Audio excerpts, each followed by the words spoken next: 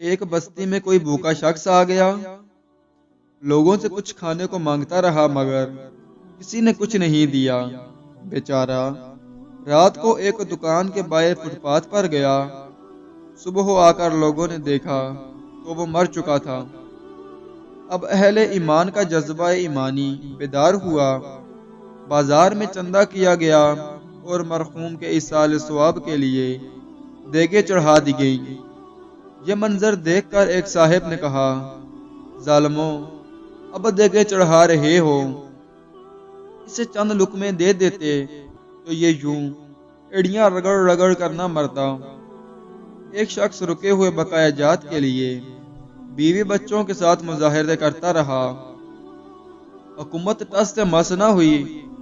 تنگ آ کر اس نے خود سوزی کر لی تو دوسرے ہی روز ساری رقم ادا کر دی گئی۔ اسی طرح ایک صاحب کے مکان پر قبضہ ہو گیا۔ بڑی بھاگ دوڑ کی مگر کوئی سننے کو تیار نہیں ہوا۔ اسی دوران دفتر کی سیڑھیاں چڑھتے ہوئے اسے دل کا دورہ پڑا جو جان لیوا ثابت ہوا۔ پولیس نے پھرتی دکھائی اور دوسرے ہی دن مکان سے قبضہ ختم کروا دیا۔ واحدہ، کیا اب اس مکان میں اس کا ہمزاد آ کر رہے گا؟ کیا ہمارا جذبہ ایمانی صرف مردوں کے لیے رہ گیا ہے؟ ایک منٹ کو رکیے اور آنکھیں بند کر کے اپنے ارد گرد معاشرے پر نظر دوڑائیے، اپنے پڑوسیوں پر، اپنے رشتہ داروں پر، جو آپ کی گلی میں ٹھیلے والا ہے اس پر، جو ایک مزدور آپ کے محلے میں کام کر رہا ہے اس پر، جو آپ کے ہاں یا آپ کے دفاتر میں چھوٹے ملازم ہیں ان پر۔ یہ سب لوگ ہمارے کتنا قریب رہتے ہیں اور ہمیں معلوم بھی نہیں ان کے ساتھ کیا کچھ بیت رہی ہے۔ ہمیں اس سے نہیں معلوم کہ ہم ان کے قریب رہتے ہوئے بھی ان سے دور ہیں۔ ہم نے کبھی ان کا احساس کیا ہی نہیں، کبھی ہم نے ان سے کچھ پوچھا بھی نہیں، بلکہ شاید ہمیں ان چھوٹے لوگوں سے بات کرتے ہوئے شرم آتی ہے۔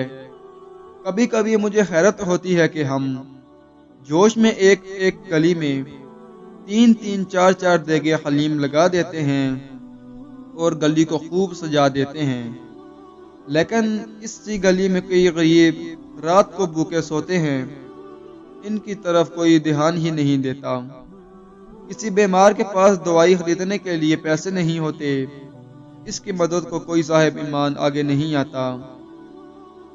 ہم سب کے ارد گرد ایسے ہزاروں لوگ موجود ہیں جو مجبور ہیں، جو بے کس ہیں، جو غریب ہیں، جن پر ہم کبھی توجہ ہی نہیں دیتے۔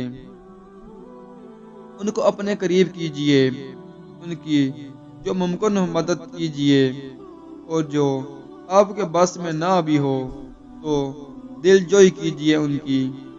یہ کام ہم سب کو مل کر کرنا ہے اور یہ کام کسی کے مرنے سے پہلے ہی کریں۔ اللہ ہم سب کو اس عمل کی توفیق دے، آمین۔